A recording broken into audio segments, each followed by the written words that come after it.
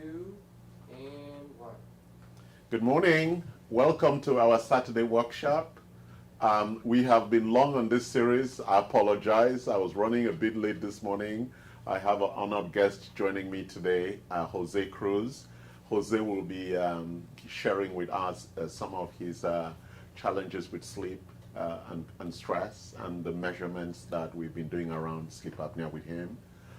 So we continue on this very important series we call longevity. We have been running this series since the beginning of the year, and we continue on it because it creates for us the fundamental foundation for our interventions when we work with our customers. So let's just give you again, thank you for joining the workshop. My name is Charles Sine, CEO of Anti-Fragility Health. Let me just give you a walkthrough where we've been. We call it Longevity Workshop Series. Longevity is the culmination of health span and lifespan, which is you want to live a long and healthy life. Emphasis on long and emphasis on healthy. And that's really at the essence of life. There are 8 key levers of control that we have to ensure we can live a long and healthy life. Those controls are within the architecture of the things we are responsible for, and then we can design that into a lifestyle. This is really at the core of what we call lifestyle medicine. How do we take these 8 things and really design it into our lives so that we can achieve this? This is achievable.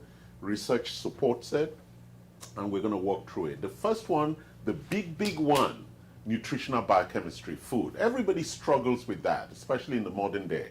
And we're going to see how stress and nutrition play this game with each other, which is a very challenging game. And we'll talk more about nutritional biochemistry as we've historically talked about it. It includes diet restriction, it includes calorie restriction, and it includes meal timing or fasting and what we call intermittent fasting. So under nutritional biochemistry, we explore those different topics we have. Then we spoke about exercise physiology. You know, there's no excuse for exercise. We all need to achieve maximum aerobic function. It's a critical heart rate level that actually gives us a real value from keeping our muscle stability and all of those things in place. Then we spent a lot of weeks, I think a couple of weeks, on sleep physiology. Sleep is almost like 1/3 of our life spent sleeping. It's something that God gave us so that we could actually implement a reset architecturally in our lives and actually ensure that we could stay alive. Because if you're not sleeping for a couple of days, the impact it's significant on our overall physiology. Then the big topic that we've been exploring for over the last 3 or 4 weeks is our stress tolerance. How do we deal with stress? And today we'll be concluding the final part of that when we talk about glycemic dysregulation. I know these are big words, but it's actually the impact that sugar has on stress, or glucose has on stress. And we're going to talk about, and glucose is a very, very powerful attribute of our metabolic architecture, because cortisol and glucose are like friends, and that is really what drives the engine, including fats. But it's important, we're going to address that. We haven't talked about exogenous molecules. These are things from outside that we need to take to address issues of prevention, reversal, and optimization. We haven't talked about it yet. I'm not going to go deep into that today. Then we have not also talked about toxicity, right? How just the detox and the toxicity issues challenge our overall health. And then there's the genetic susceptibilities, the things that we inherited from our parents, being aware of them, therefore changes how we address prevention, reversal, and optimization. And finally, how do we implement this? What's the roadmap and what are the maturity concerns? These are the 8 levers that we can use to build and design a lifestyle that will allow us to achieve longevity. And for every one of us, even though the levers are the same, the tuning or the frequencies are very different, right? Our tolerance for stress is different. Our tolerance for sugar is different. Our tolerance for toxicity is different. And so everybody has to be fine-tuned. That's why a central focus of anti-fragility health is around diagnostics. The diagnostics allows us to fine-tune and balance for every particular customer. So let's step into the space of stress. Stress, as we've discussed, our overall stress tolerance is in 4 big areas, and we have walked through them. Number 1 is perceived stress. We just had a lot of conversations about perceived stress. And what's perceived stress? It's our reaction to what's happening outside, right? Somebody dies, we have a reaction. If that person is our mother, our reaction is different from if it was not. And therefore, that perception is the way we respond to what's actually happening outside. And so our ability to manage that is a critical aspect for us to live a long life. Second one is circadian dysregulation. We talked about sleep. There is no option. If you don't sleep 8 hours a night and sleep well in the 4 cycles of sleep and achieve the levels of REM and non-REM that are required, you will not get the full benefits of a reset and restoration, repair and regeneration that the body requires for longevity. Inflammatory signals. Inflammation is a big issue, and inflammation causes a lot of stress, whether it's from infections, whether it's from diet, whether it's from bacterial diversity for lack of probiotics and things like that. The stress and the pain, which is the result of the inflammatory signals, is something that is really critical for all of us to address. And finally, today we're talking about glycemic dysregulation, which is the sugar impact on stress. Sugar and stress. What is cortisol? Cortisol is the hormone that is released that controls our stress, that drives the stress architecture, that is the HPA axis. Cortisol, I'm not going to go too deep into cortisol. Cortisol management, and we tend to measure that with a saliva or urine. And we have what we call the cortisol awakening response. So the typical cortisol cycle is that 30 minutes before I wake, cortisol starts rising. It maximizes at around 45 minutes after you wake up, and then throughout the day it begins to drop. So cortisol, DHEA, and melanin run in opposite directions, and these hormones drive our parasympathetic and sympathetic architectures of being awake and of being at rest. And so it's really important that that balance, that awakening mechanism, is in control. But cortisol needs glucose to drive the engine of the body. So the cortisol glucose regulation has to be in balance, has to be in homeostasis. And so when that is not in balance, and so let's explore what happens. What causes cortisol not to be in balance? So we have a lot of issues with cortisol impairment.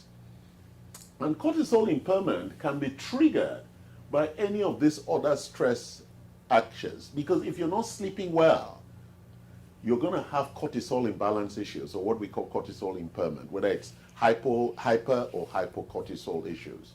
And therefore, that people are always stressed, or they feel awake, or they're sluggish, and things like that.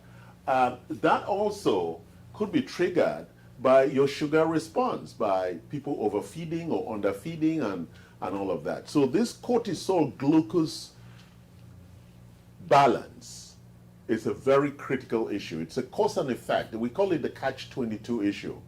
Does stress cause glucose impairment, or does glucose impairment cause stress? The two of them are in this dance, and we're going to talk about this later on as we walk through this conversation. Optimal cortisol is required for our stress response, right? That stress response, which is the fight or flight. We need that. We need glucose for that response because we're going to use optimal energy. It's aerobic, and that response is a quick response that's required, and that is a critical issue. Also, cortisol, as I spoke about the awakening response, is needed for normal metabolism. And so when cortisol is running, okay, we need it. And when you don't have enough, there's a problem. And when you have too much, there's a problem. That's how God created everything. It has to be in balance. So that balance for cortisol is very, very important. And we then run into suboptimal cortisol challenges when we start accumulating fat. And we're going to talk about that now as we look at this very vicious cycle of how everything really becomes more and more inflamed.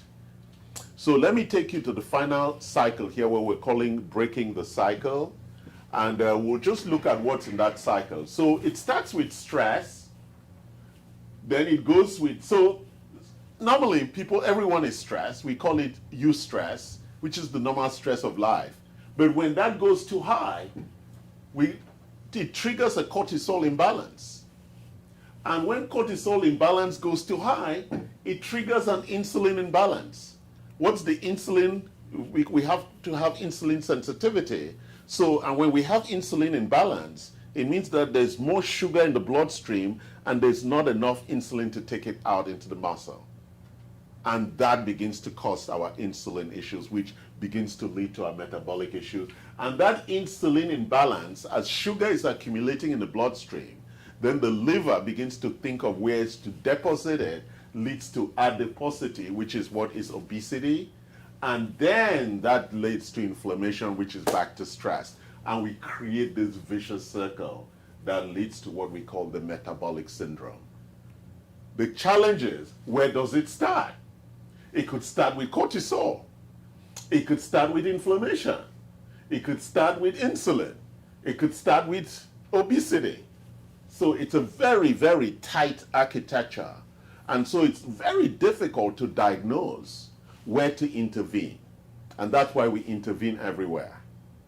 And typically, what are the best ways for intervention? There are a couple of ways we intervene. Number one, we want to look at reducing the glycemic impact of our diet. Reduce sugar. That is like the number one thing that benefits immediately. And so when we say sugar, we're not just meeting sugar. We are talking about foods that have a high glycemic index. What does that mean? Foods that have a high glucose content. Rice has a high glucose content. Noodles has a high glucose content. So you need to look for what doesn't have a high glucose content? Vegetables. Fruits have a high glucose content.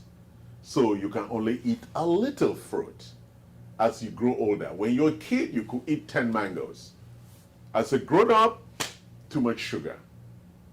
Which fruits then can you eat? Avocados, amazing.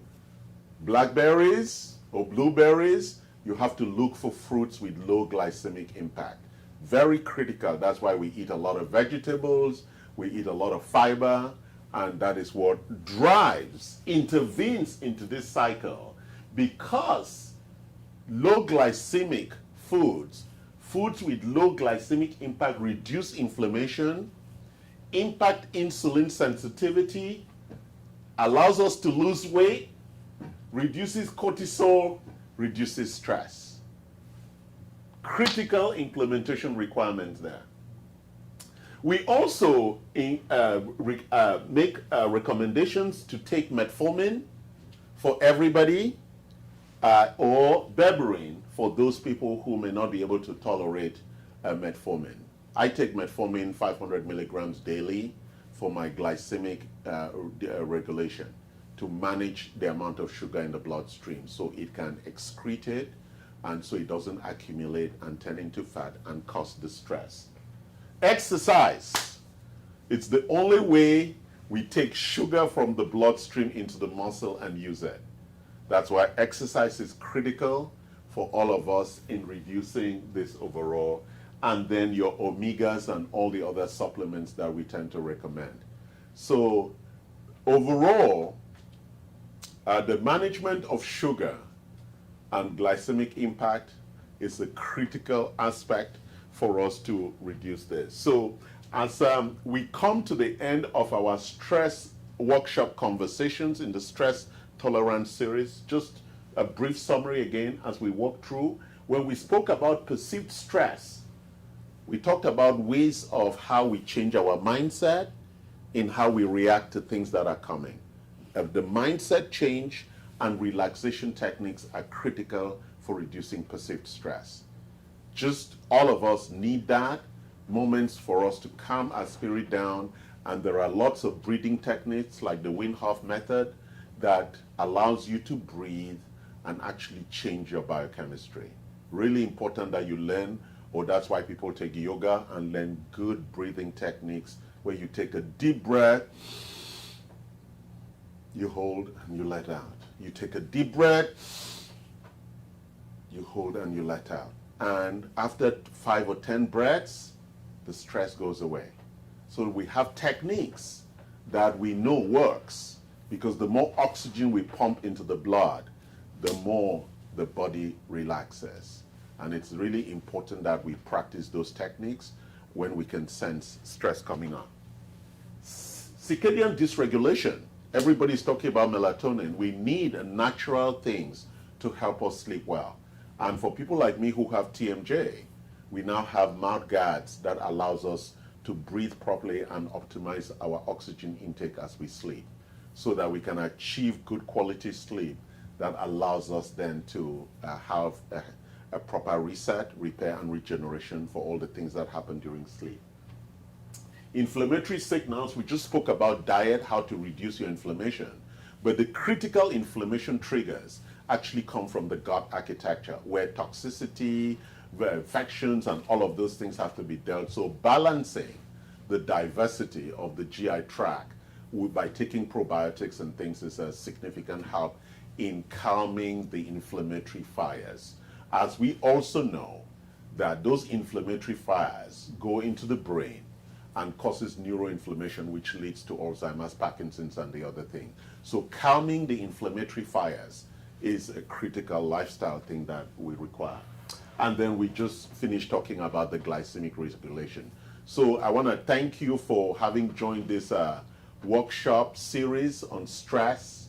I know it was long and hard journey, and I know you're thinking, how am I going to implement all of this in my lifestyle? But you know, we speak about maturity and step-by-steps, and we begin with the first steps around that. So we are now going to bring Jose in. Jose, thank you for joining us today. So how are you feeling, Jose, today? You slept well tonight, Jose? I always sleep well. You always sleep well? That's good. So Jose, how long have you known Anti-Fragility Health?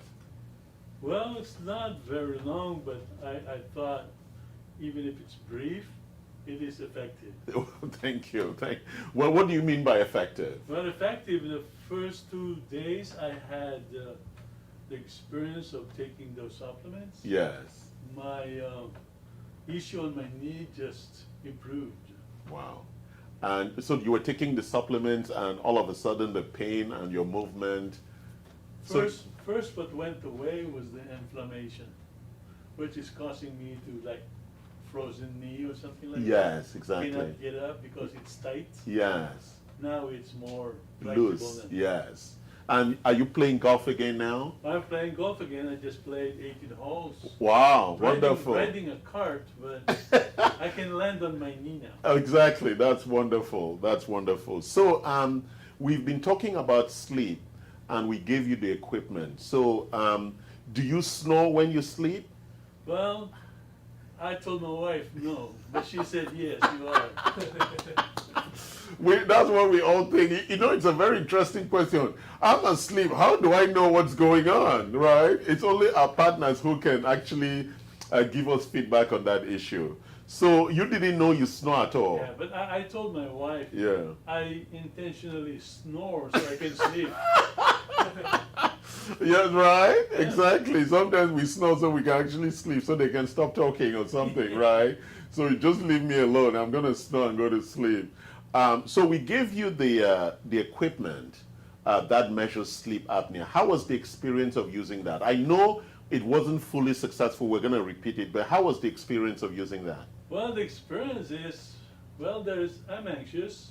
Yeah. Oh, you were anxious. I'd like to know what I do not know. So that's why I asked if I can participate. Yes. But unfortunately, the machine did not. Register correctly. So we're gonna check again and make sure, because it has to measure the oxygen levels in the body. It captured all the other measurements. It just didn't capture the oxygen measurements. So it's not a failure. It measures all the movement, the wake periods, and all of that, but it just didn't capture the oxygen levels, which it measures from the finger probe. Oh, okay. Yeah, so it measured all the other things. We don't want to interpret the results yet until we repeat that and get the oxygen levels. Because the oxygen level is really the critical issue. So the amount of snoring or sleep or the stop of breathing, everybody does that. It depends how bad yours is and how bad the oxygen supply to the brain is during sleep. So those are the critical things that we would like to measure from that. Yes, and I appreciate, Jose, for you participating in that, and we're going to have you next week after you run a proper test. Yes. And with your permission, we're going to discuss some aspects of your results that you may want to share, and not all of it. I may not have the experience because I'll be sleeping.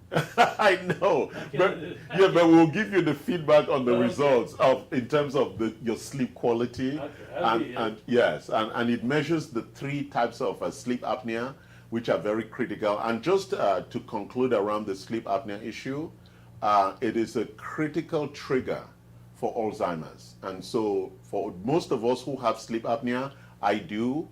Typically, you're recommended to use a BPAP or CPAP, which is really a thing that increases the amount of oxygen supply when you sleep. And for those of us, especially men with big necks, if your neck is above size 16, you tend to have sleep apnea. I don't know why that is so. And so it's really important that you address it. And what is sleep apnea? Is that when you are asleep, the tongue drops and blocks the entry of air. So you catch yourself snoring and then you wake yourself up because the brain is starved of oxygen. So it triggers the body, it kicks the body again.